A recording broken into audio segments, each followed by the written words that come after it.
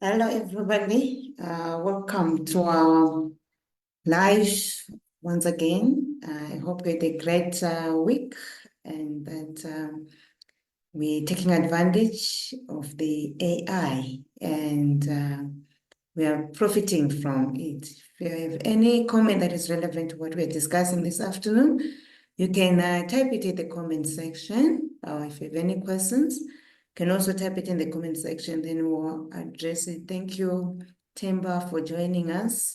Today we are continuing talking about AI, specifically focusing on AI integration in small businesses. AI tools are being used by small businesses to meet a range of marketing, sales, and customer service needs. Small business use of AI tools to drive revenue represents a dominant category for AI use across these 9 direct areas, including email marketing, automation, 32%, image creation for logo and branding material, 28%, social media management, 28%, chatbots for customers support and service, 27%, content writing and creation, 26%, audio text transcription, 26%, tools for predictive analysis, 23%, sales team support and CRS systems, 21%, and language translation, 17%. In this talk with Themba, you will discover how small businesses can integrate AI tools in their businesses. Last week, I shared my experience with AI, as in using Google Translate. I think it was on Wednesday. I was in a meeting and I get a phone call. So I checked. So it's an 082 number. So I thought it was somebody who was looking for me. And I answer, actually excuse myself to answer. And I hear, "Hello, I am Mary from Old Mutual."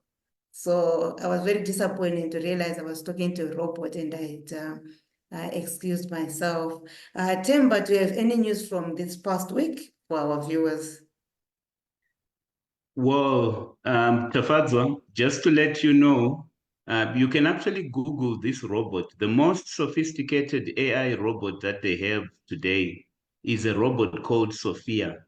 Sophia is a very advanced, robot. It's even able to imitate human voices and imitate gestures. And we are going to get into a world where you won't even tell the difference, particularly speaking through the phone. You won't be able to tell the difference whether you're talking to a robot or you're talking to a real, human being. So that's just going to happen. At the moment, Tafadzwa, all the AI tools that we can talk about, they have got what they call narrow intelligence. So narrow intelligence simply means that they've got intelligence which is less than human beings. Last week, I did introduce a term, singularity, which is basically talking about the point at which AI will be as intelligent as human being. And I think I gave a date of 2029 when that will happen. I was just looking at some of the articles today before I came to this presentation, and one website was actually saying that by 2028, AI tools would have read everything that human beings know. And I just found that very, very interesting, Tafadzo.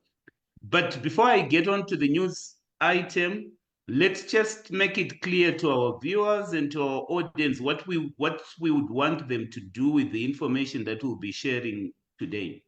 Essentially, we would want you to do 3 things.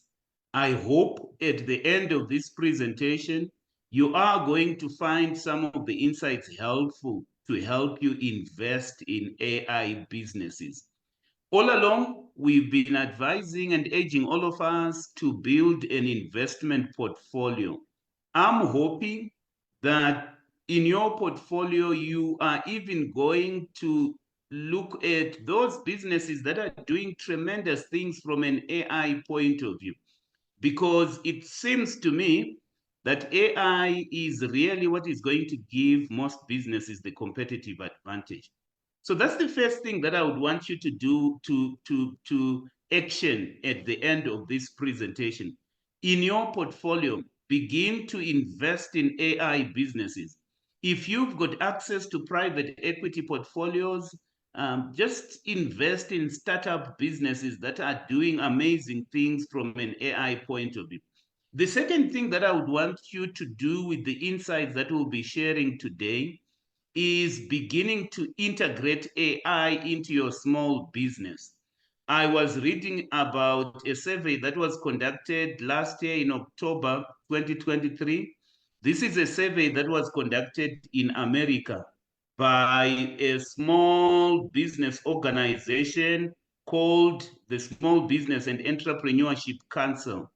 And some of the insights that I will share with you shortly from that survey are actually pointing out to the fact that 75% of small businesses are beginning to integrate AI tools into their businesses. So that's the second thing that I would want you to use the information and the insights that we're going to share with you today. Then there is a third thing. I would want you to consider starting your own AI business because look, I did mention last week that there are two revolutions that I'm seeing in the world today. The first revolution is a technological revolution, especially centered around artificial intelligence. The second revolution that I'm seeing in the world today is an energy transition. Everything is going electric, electric vehicle, electric this and that. So those are the two revolutions that we need to capitalize on as business people. But let's just go through certain news items that may be of relevance to us. In the news item, let's just start with this survey that I was talking about.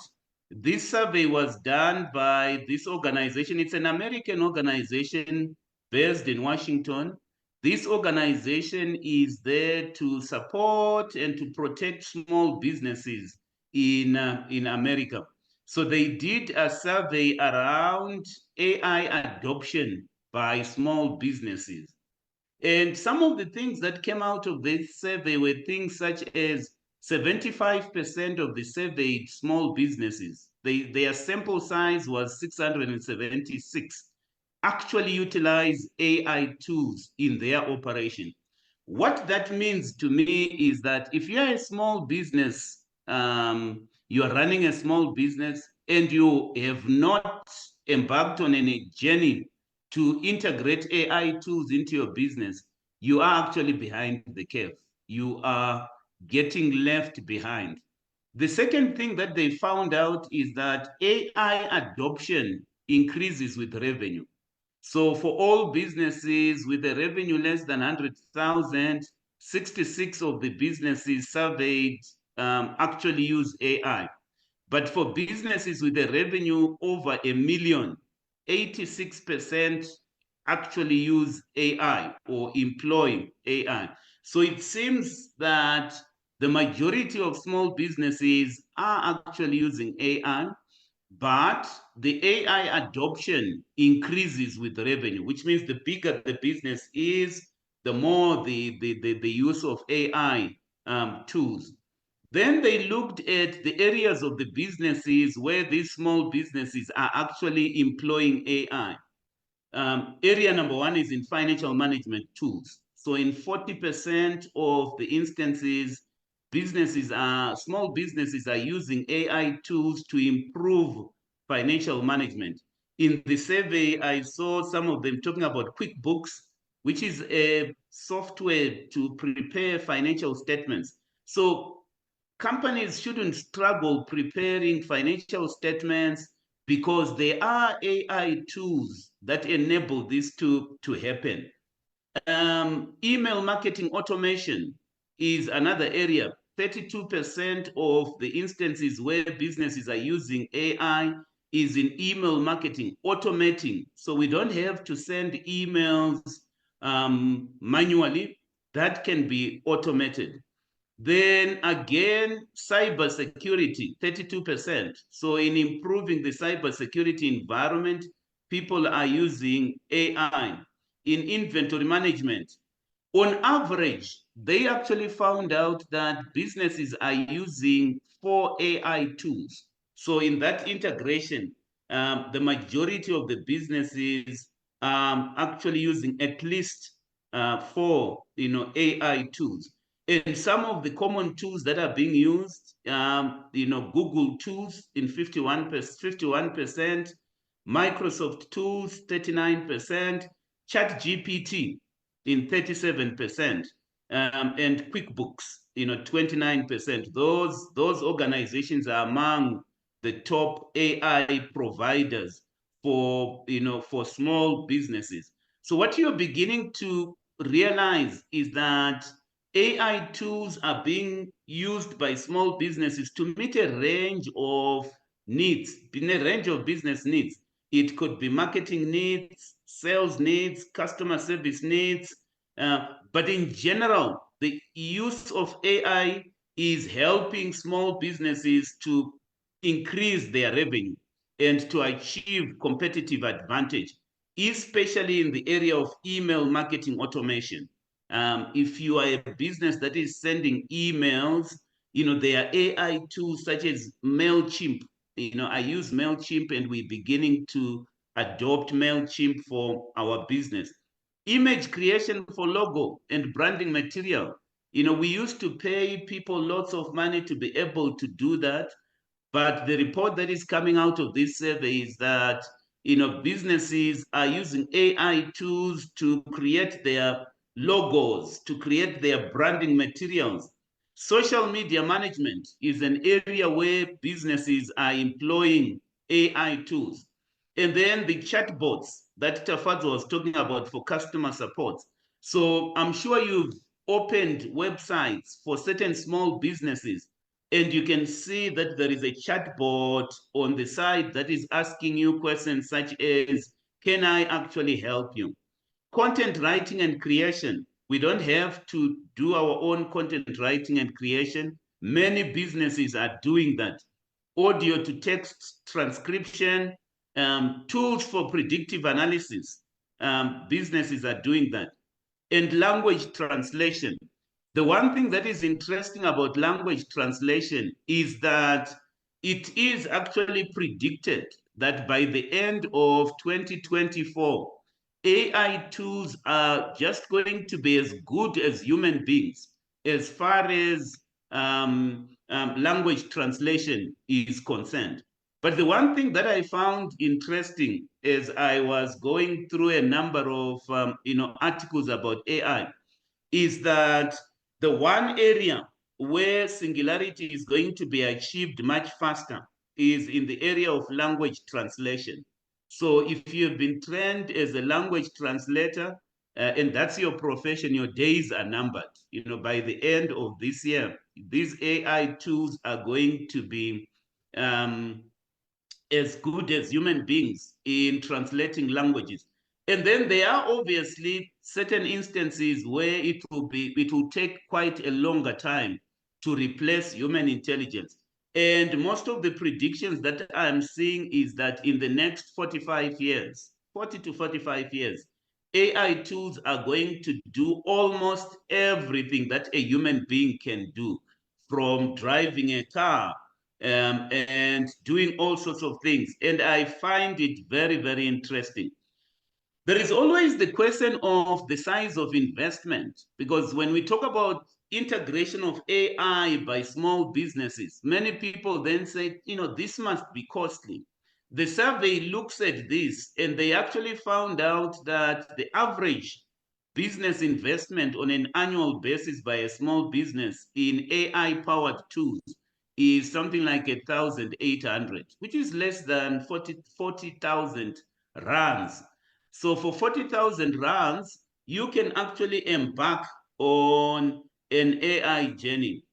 Looking into the future, they actually found out that 54% of small businesses are actually planning to increase their AI investments in the next 12 months.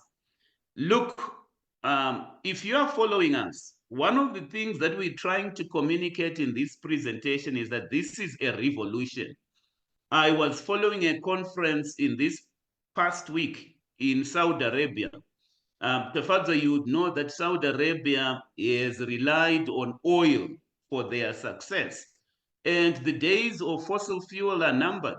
And one of the things that Saudi Arabia is actually doing is actually going AI and pushing investments towards AI because they actually see their economy in the next few years not relying on fossil fuels, but relying on AI investments. And I just found it interesting that in the next few years they're expecting something like 125 billion in revenue, essentially from AI. So we're seeing countries beginning to invest, quite a lot, and that is the thing that we are seeing there. These businesses were actually asked, what is the benefit of these AI tools? And 82% of the small businesses are actually finding that the AI tools are effective in running and growing their business.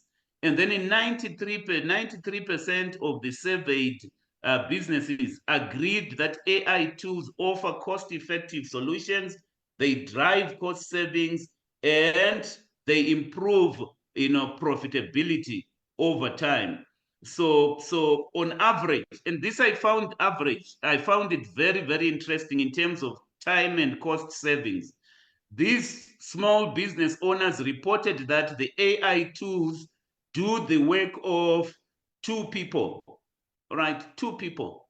So instead of having two people being employed, you can employ these AI tools and you can replace two people in the business. So that's very, very interesting.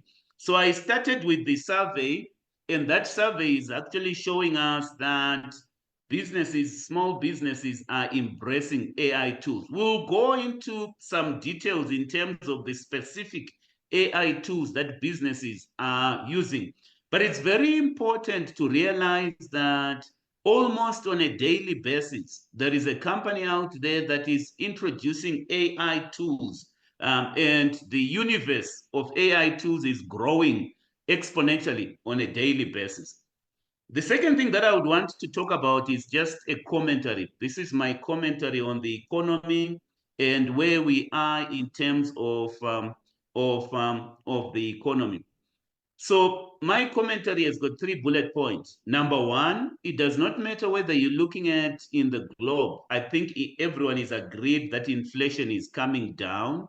The Reserve Bank governor in South Africa appeared in, or the governor of the Reserve Bank in South Africa appeared in Parliament, yesterday or the day before, and he was saying that they see inflation going down in the next year. In fact, reaching something like 3.6 by the end of 2025. If you look at what is happening in America and generally, inflation is coming down.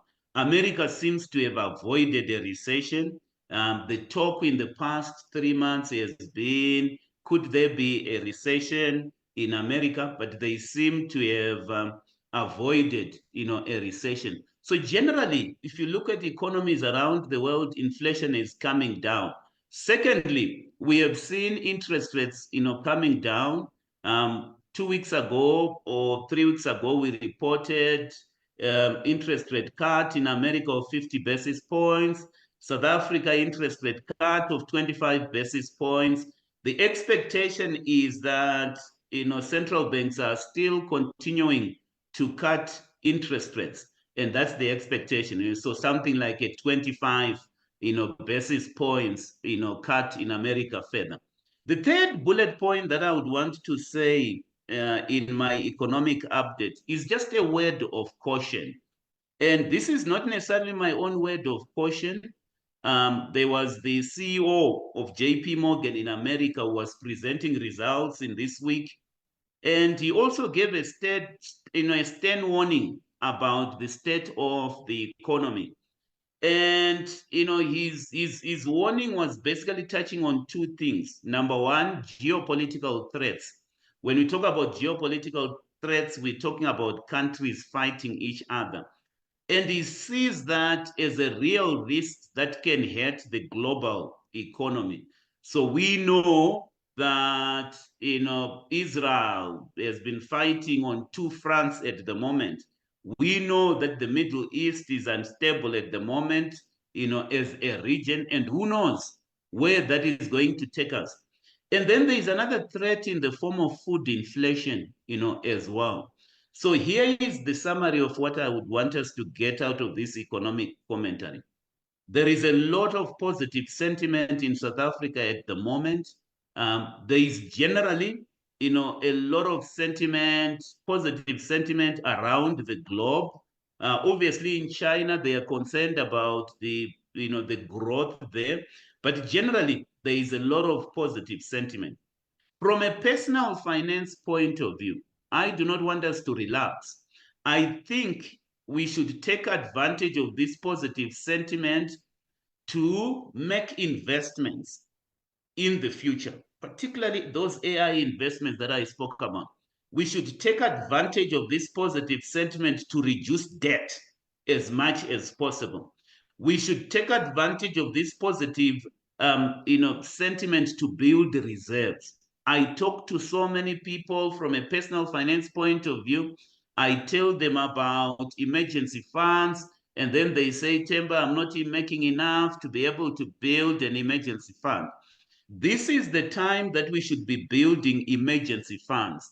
If you earn 100 rands on a monthly basis, your emergency fund should be at least 300 rands. So 3 to 6 months worth of your salary in an emergency account. That's what we would want to have. So this is the time to do that. When we do that, we build resilience in our finances, because those two risks that I have spoken about, whilst things are turning around positively, but those two risks, particularly food inflation, and the food inflation is coming from two fronts.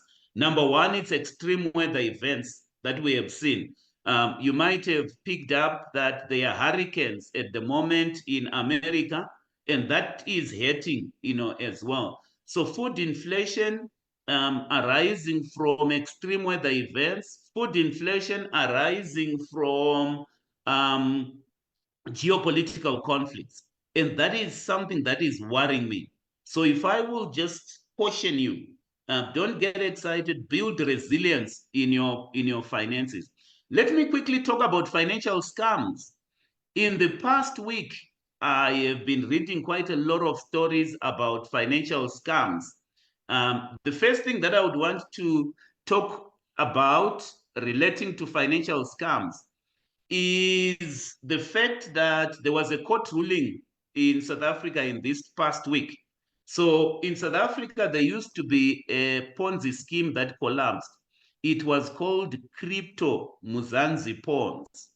So a lot of people lost money. What these people would do is that they would put social media adverts, invite people to invest in this Crypto Muzanzi, Ponzi scheme. I was looking at some of the things that they were mentioning in their adverts. They would promise people a 3,000% return in 9 months, and they would say invest 10,000. In 9 months, your investments would grow up to 300,000. Now we've trained people, we've made a number of presentations. That sounds too good to be true. But a number of people fell for these scams. In fact, there was a case of a family that invested 10,000. Within 2 months, they were paid 30,000.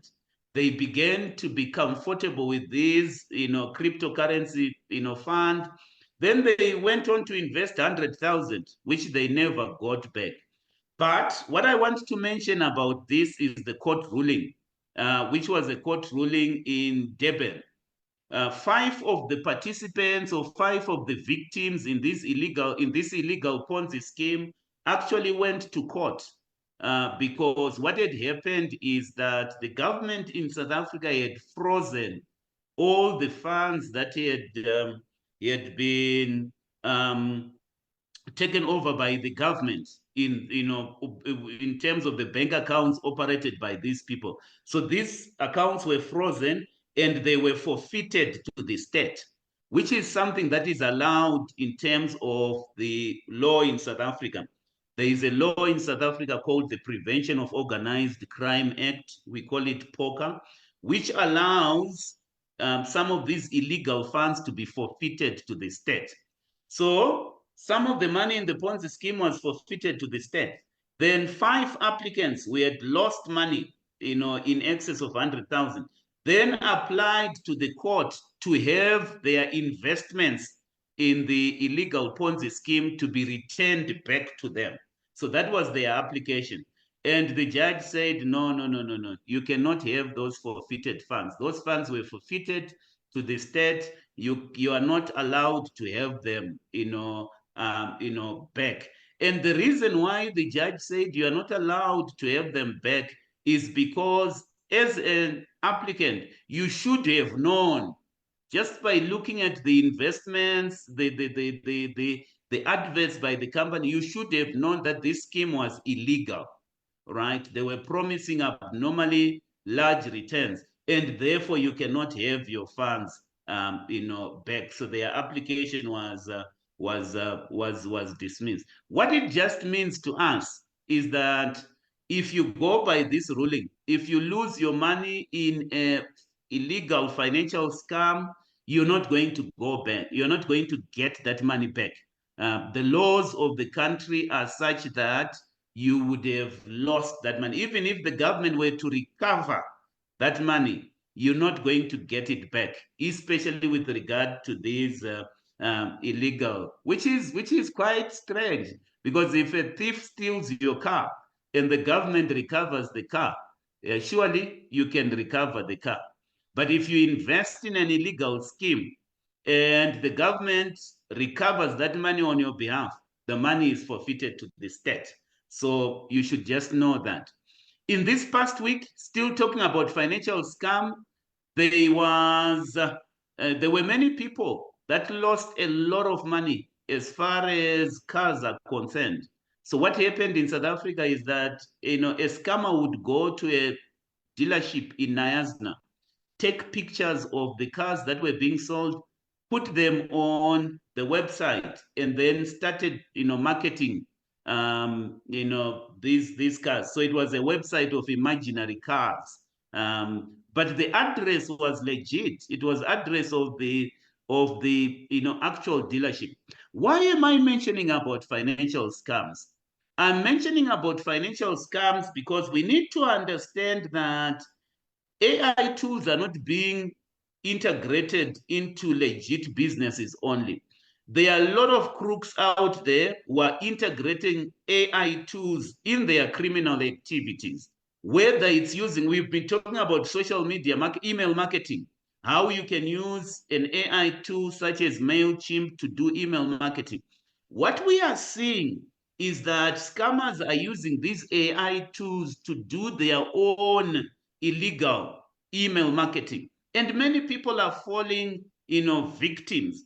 I will not mention the name of the lady in the article that I saw, but somebody created an imaginary website of cars using real pictures, and started marketing them online, obviously at a reduced price. When I looked at everything, there are certain red flags that this woman should have seen. Number one red flag, she ended up talking to somebody on the phone, and then that person was putting pressure on them to quickly transfer the amount because a number of people were interested in the cars. As long as you get into a conversation where somebody is pressuring you to do something, because some of the marketing techniques for center around putting a lot of pressure on the victims to release the money, just know that it's a red flag. And then I saw that there were spelling mistakes. Nyasna was not spelled, correctly. In some of these marketing messages of these scammers, they are obvious incorrect spelling, which should be a red flag, to you. Another red flag which I saw, obviously you want to buy a car from a dealership, but you are being asked to transfer the amount into a personal Capitec account. Surely something must ring a bell, to you. I would have wanted to continue talking about these scams. Before I came on to this presentation, I saw a release from Absa Bank about fraud warnings. They were actually saying that they have seen a 32% increase in these fraudulent activities. And one of the things that they're even warning about is kidnappings. We have seen quite a number of an uptick in kidnappings in South Africa, where people are kidnapped and then they are asked to transfer amounts of money. So as you build your wealth, you need to be aware of this. Absa is talking about techniques that are being used by these cyber criminals, such as phishing. Somebody imitates a voice, that sounds like, a human being. And they are telling you a story about how your account has been compromised and how you need to transfer money. Just be aware of some of these scams. In this, in as we transition, as we experience this technological revolution, just be aware that crime is on the uptick, particularly digital cyber crime is on the uptick. The principle that you should operate by is trust but verify. Always verify. You need to verify, you need to talk to as many sources as possible before you part with your money. So that's all I wanted to say on financial scams. Let me quickly talk about an announcement by the South African government in this week. They published a number of visa reforms. So last week we were talking about how Kenya has introduced a visa for remote workers. South Africa has also followed the same. So remember, I'm talking about a technological revolution. We are seeing governments recognize that there are remote workers out there, and we need to attract these digital professionals into our economy. So the South African government has published a series of reforms on these work visa regulations, and the aim there is to attract more professionals. So if you're a remote worker, just know that there is now a remote worker visa in South Africa. In this past week, Elon Musk unveiled his cybercab robotaxi. As you know, Elon Musk is the richest person in the world, but he tends to be a dreamer when it comes to technology. So a number of people, particularly your Tesla fans, gathered in this past week to hear Elon Musk speak. What he does in these presentations is that he unveils, some of the technologies that his company is working on. So in this past week, he unveiled the cybercab robotaxi. This is essentially a vehicle, that does not have steering wheels, it does not have an accelerator, it does not have brake pedals. It's specifically designed to carry passengers without a driver being present. So Tesla is actually saying we have made inroads with regard to full self-driving.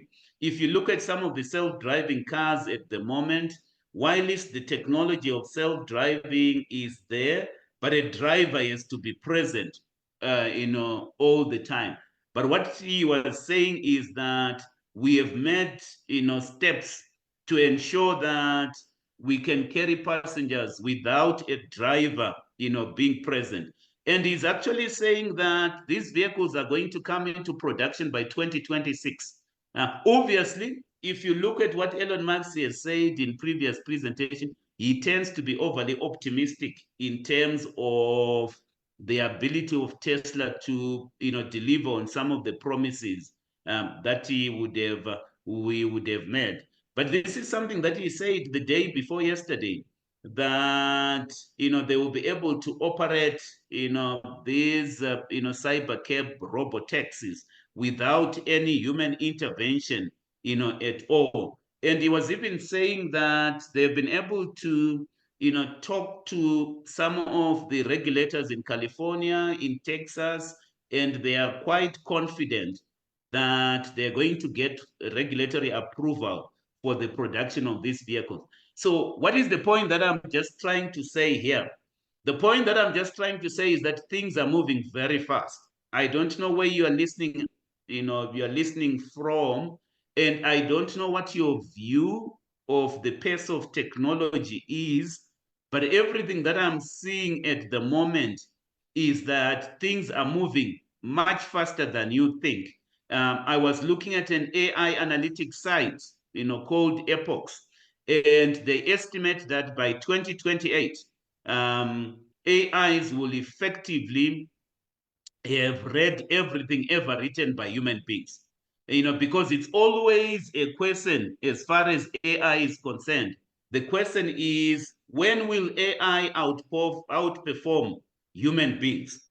So the current thinking is that by the end of 2024, AI tools will be able to outperform human beings when it comes to translation of languages. When it comes to writing essays by 2026, AI tools should be able to do that. When it comes to driving of trucks, by 2027, AI tools should be able to drive trucks much better than human beings. When it comes to writing a best-selling book, which you would imagine only, which you would think only human beings can do, by 2049, AI tools should be able to write best-selling books. And this is very interesting. Working as a surgeon, doing operations, operating the human body. By 2053, AI tools should be able to do the work that surgeons do. So don't operate in this idea that says there are certain jobs that are not going to be, replaced by AI. What I'm actually seeing as I research these topics more and more is that there is quite a lot of learning that is happening with some of these AI tools, to such an extent that the prediction is that in the next 40 years, AI should be able to outperform human beings in all tasks. And we should be able in the next 100 years to automate all human jobs that are being done, which is very, very interesting, Tafazo. But let's move on. Over to you. Thank you very much for that insight. Nyaraz is saying, I went to China, Home Life Expo, and the Chinese guy who did not understand English would ask that you speak into his phone, gets translation, and was able to then give you an answer himself. I also had the same experience in when I went to France. Someone had actually told me, because I was worried about the communication, then they told me that people use application. Actually, I didn't know how I wasn't expecting to use it myself. So I ordered an Uber, and I wanted to know where I was. So I asked the Uber driver where I was. Then he put his mobile phone for me to speak into the mobile phone. Then he responded. So I'm realizing we've been using AI, but probably not conscious that we're actually using it. And I was also thinking, I think a few weeks ago, I saw a robot speaking in church, and I was saying, I wouldn't want to be in a service where a robot is preaching. But I was also thinking that maybe as a speaker, would I be comfortable for a robot to be next to me translating what I'm saying, or rather for people to use their phones, as Mnyaraz is talking, is saying, that they just translate what I'm saying. So I'm still to decide on that, whether I would be happy to have a robot next to me or for people to to translate. Today, our book of the week is a book we introduced last week titled How to Make Money with Artificial Intelligence, a comprehensive guide by Don Carlos. What do you want to add on this book, Themba?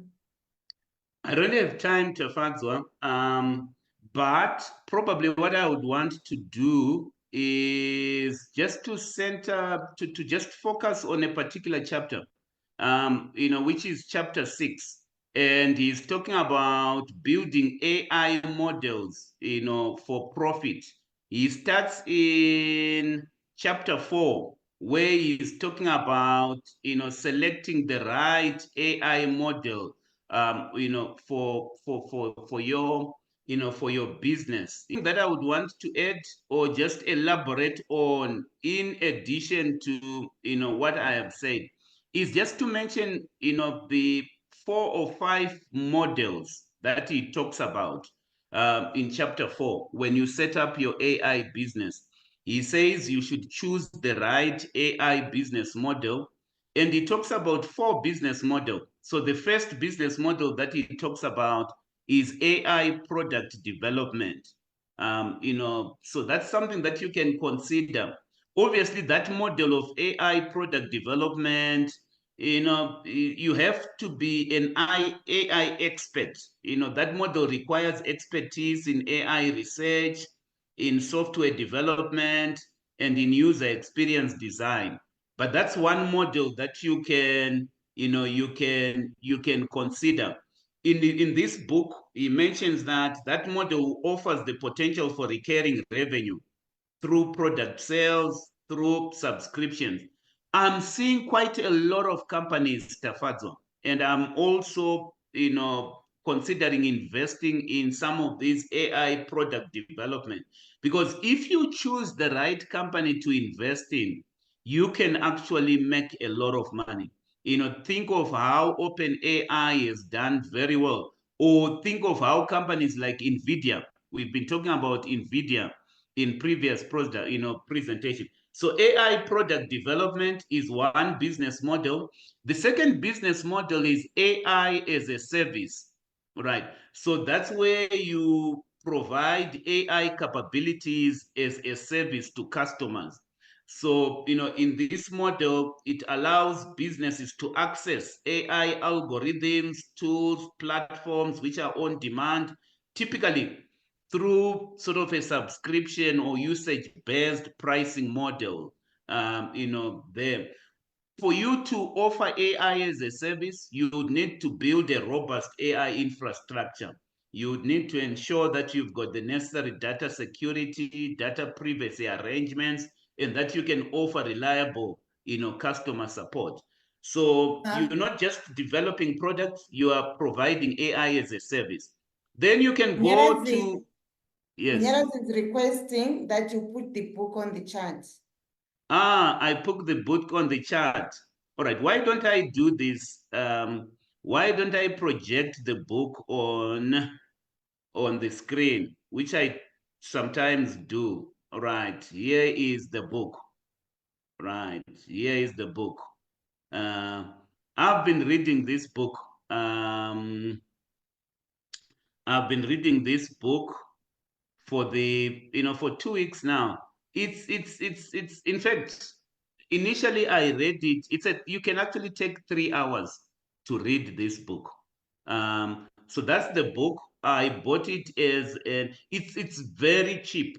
I think I bought it for 150 rands. So it's an ebook. It's not available as a physical book. You buy it as an ebook for 150 rands. And the book is called How to Make Money with Artificial Intelligence, a comprehensive guide.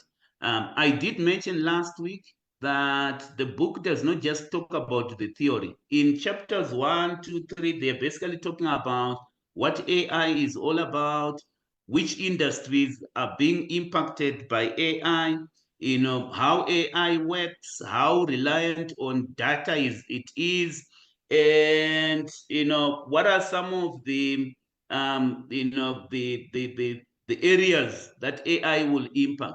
And then in chapter 4 going onwards, the book actually then provides practical guidance on how to set up your AI business, how to assemble the right team, how to acquire and prepare data for AI applications. So you will learn how to select the right algorithms, how to train and fine-tune your AI models, and to evaluate and improve, your performance. So if you need um, the book, it's called How to Make Money with Artificial Intelligence, a comprehensive guide. And the writer of that book is a guy called Don Carlos. I found him to be able to simplify concepts that are sometimes quite difficult. Because to me, all right, to me, as a business person, I'm not just interested in whether a revolution is happening or it's not happening. I'm interested in how I can make money from the trends. Because business people, if there is anything that I have learned over the years, particularly when you want to embark on a journey of creating vast amounts of wealth, just be aware of trends in your industry and capitalize on those trends. Most of the business people that I know that have made serious money, these were people that researched on the trends. They were aware of some of the trends that are happening, but then they came up with a plan of how to profit from those trends. So we've been saying there are two major trends that are happening, and you need to have a plan in terms of how to profit. Your plan could be making AI investments, right? Maybe you do not want to start an AI business, at least invest in AI, powered business. Your plan could be number two, integrating AI into your small business. I did tell you about the survey, how small businesses, and these small businesses that they are talking about, these are businesses that even in rand terms, they would be making, revenues, annual revenues of something like 2 million rands, which is a very small. In South African context, we would call that a micro business. So we are seeing micro businesses in America adopting AI tools. And some of these AI tools, you don't have to develop them there yourselves. I will tell you about some of the AI tools.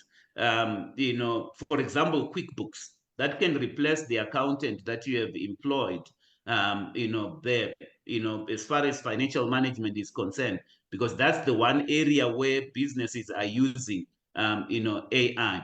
So that's the book. But before I projected this book on the screen, I was talking about AI models, right? So we spoke about AI product development as a model. You might want to start a business that does that, but you need to be an expert in AI.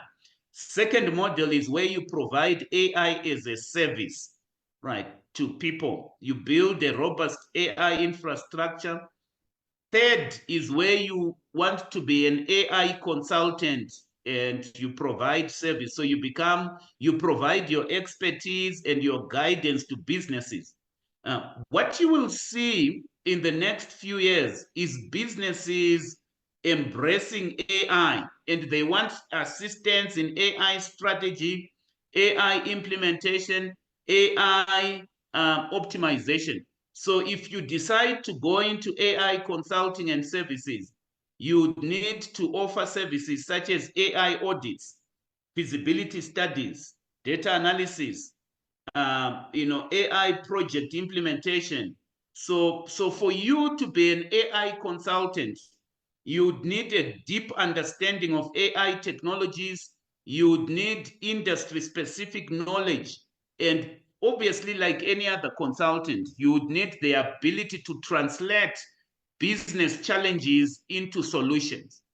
The other model that you can look at is AI integration and customization. So there you are integrating AI technologies into existing systems to meet specific customer requirements. And then lastly, you can go into AI training and education, right? It's something that we are considering to do. In this book, in chapter 4, which I told you that chapter 4 is about setting up your AI business. He says when you are choosing your business model from the models that I have spoken about, you need to consider expertise, your target market, the competitive landscape, scalability and growth potential, and all the things, like that.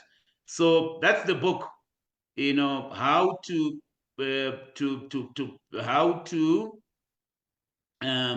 make money with artificial intelligence by Don Carlos. Yes, Tafazo.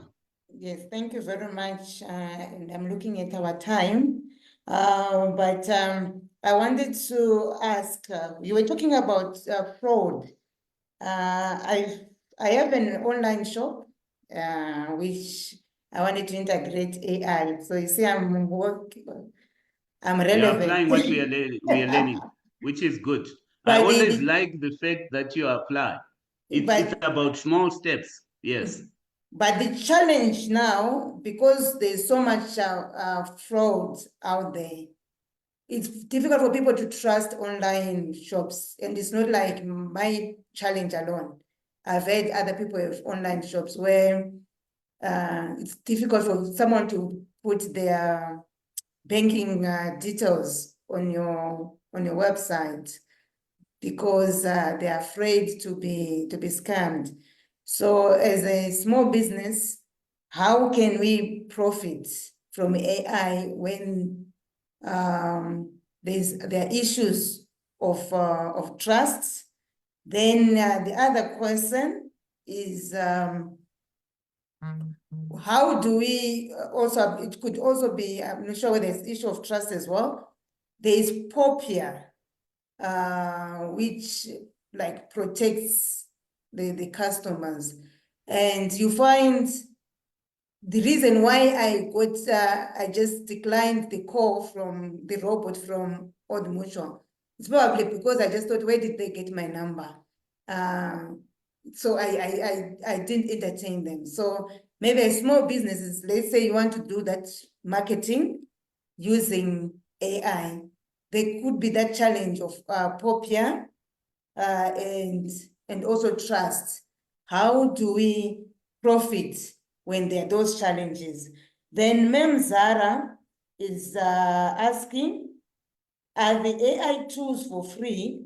I am interested in using it for designing. I'm not sure what she wants to design. Then she also asked another person, do we need to be trained on how to use AI tools? Right, Tafazo. So let me just answer these questions this way. I'll start with Mam Zara's questions. There are quite a number of AI tools out there. And one of the things that we can do is just to give you a graphic of the universe of AI tools, where we, classify them, the current tools, it changes quite a lot. So I will, in my next presentation, I will just make sure that I avail that resource to all of us. But here are my 3 tips for somebody who wants to integrate AI tools into their business. Number 1, most of these AI tools offer free trials. Whether it's ChatGPT, think of an AI tool such as ChatGPT. ChatGPT 3.0 is free. ChatGPT 4.0, you have to pay for it. So whether it's ChatGPT, Canva, MailChimp, they always offer free trials and they have got free plans. So when you are integrating AI into your business, start with the free plans. Understand how the tool works. Similarly, if you're learning investment, start with the most investment softwares. They've got a free trial where you manage a virtual portfolio, a dummy portfolio. My advice to people that are learning something for the very first time is start with the free plans first. Secondly, focus on one area first. So select tools that address your most pressing need.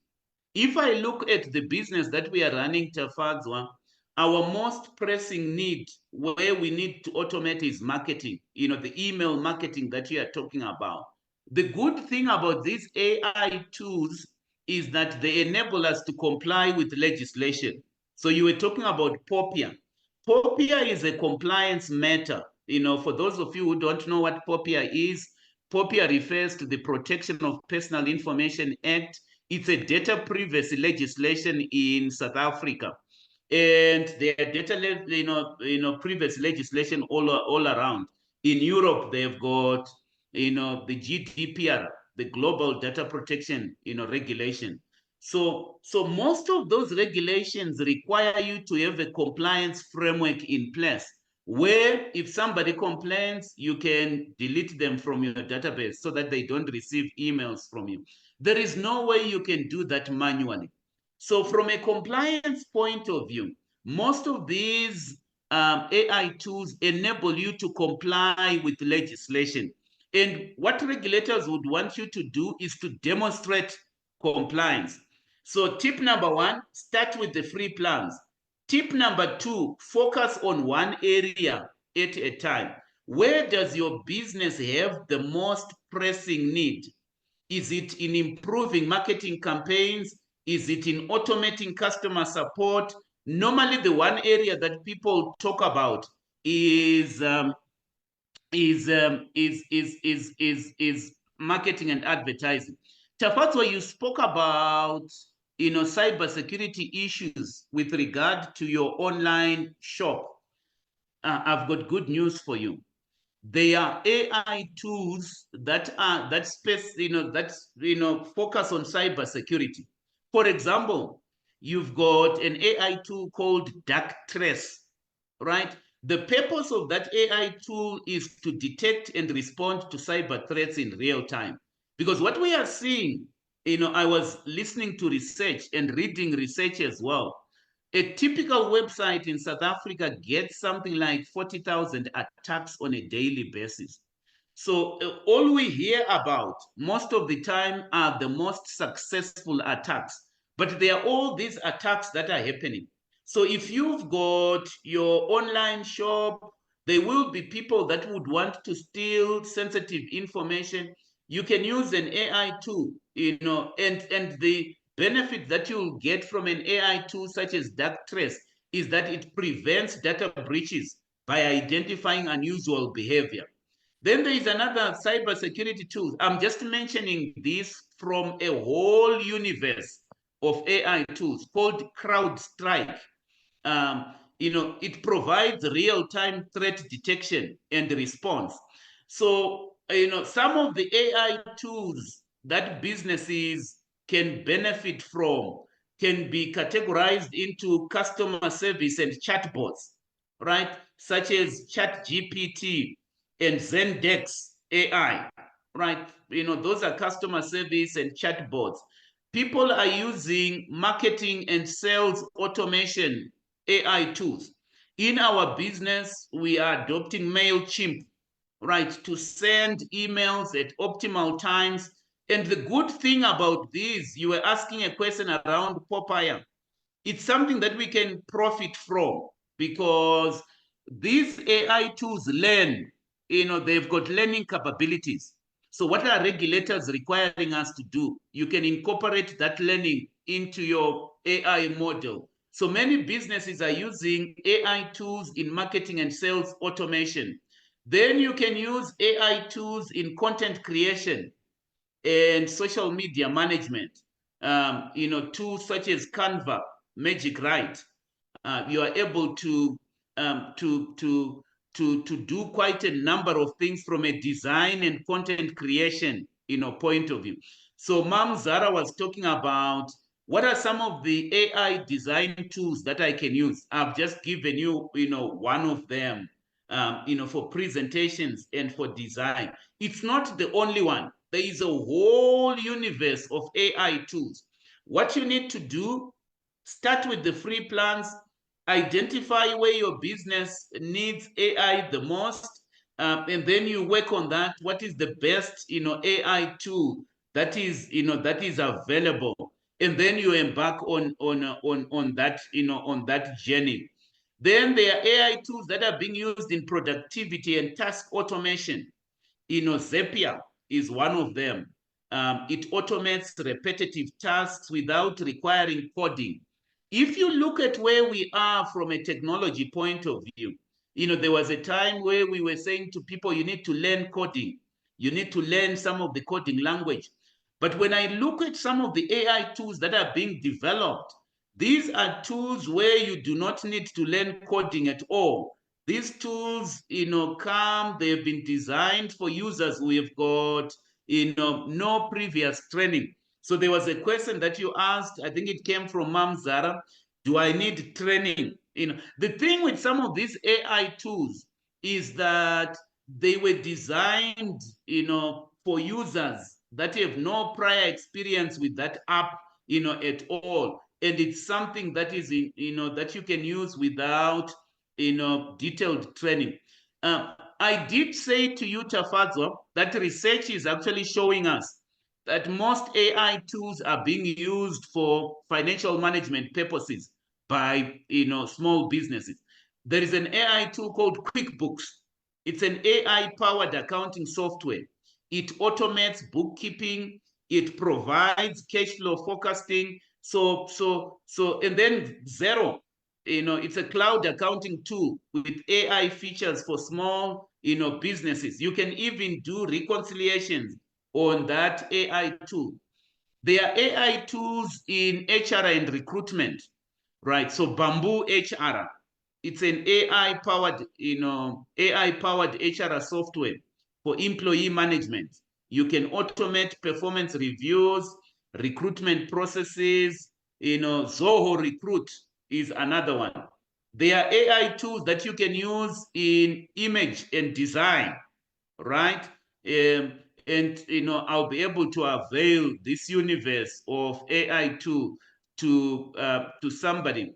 Just looking at my list of, it's not a comprehensive list, Fadzwa, of AI tools that businesses can, there is an AI tool for writing business plans.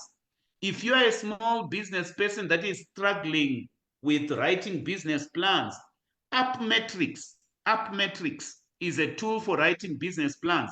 They have got over 400 templates.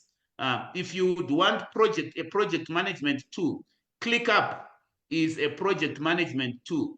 And there are quite a number. I can't go through my universe of tools.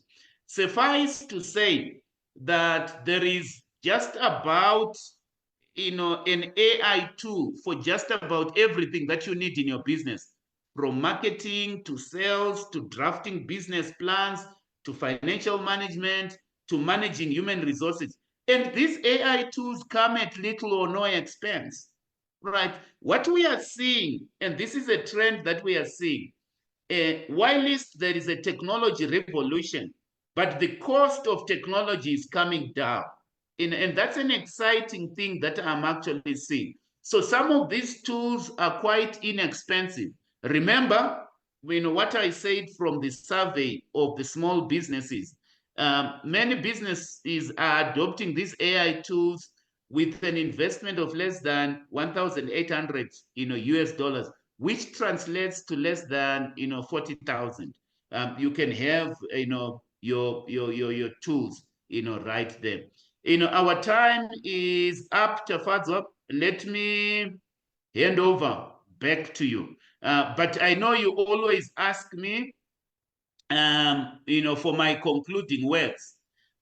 My concluding words is that if you're a small business, you can profit tremendously from this AI revolution that we are experiencing. And, the way to profit is basically leveraging all these AI technologies that I have spoken about to enhance your operations, to reduce costs, right? And to unlock, new revenue streams. And if I look at, the survey, there have been small businesses that have been successful in unlocking, revenue, to new revenue, streams. Most businesses are using AI in enhancing their customer experiences, in automating repetitive tasks to cut costs, in predictive analytics to drive sales, right? In improving marketing, in all sorts of areas, including the area that you highlighted, Tafadzwa, strengthening cybersecurity, right? So we have seen AI security solutions being developed. We have seen data protection tools, right? So don't worry about Popeye. There are AI data protection tools that are being developed, which prevent data breaches, which save small businesses from incurring costly penalties from the regulators. In South Africa, we've got the information regulator, and and ultimately from incurring reputational damage. So as a small business, you can start with affordable AI tools, right? It doesn't have to be an expensive exercise. Start with the free plans and then move on to affordable AI tools, and then gradually scale up the use of those tools as you grow. But the focus should always be on cost savings, on improved customer experiences, and on creating new revenue streams so that you can thrive in this AI revolution. Tafadzwa and I's desires are to ensure that you do not get left behind in this AI revolution. Otherwise, you will wake up in 10 years' time and say, where was I when this revolution was taking place? Over to you, Tafadzwa. Thank you very much for that insightful and very practical session. As we had, if you want to get hold of Themba, you can contact him on his LinkedIn. You can also subscribe to his YouTube channel, Manage Your Finances Like a Black Belt. If you want to contact us, you can write an email to Tafadzwa at tafadzwamazibokospeaks.co.za, and Themba is also a speaker. If you have an event, finance events, and you want a speaker, you can talk to me, or you can talk to him directly. Then you organize the way forward. Otherwise, let's keep on dreaming, and let's keep on dreaming big. And let's take advantage of AI and make profit, grow our small businesses. Your dream and my dream is worth fighting for. Let's have a productive week ahead. Cheers.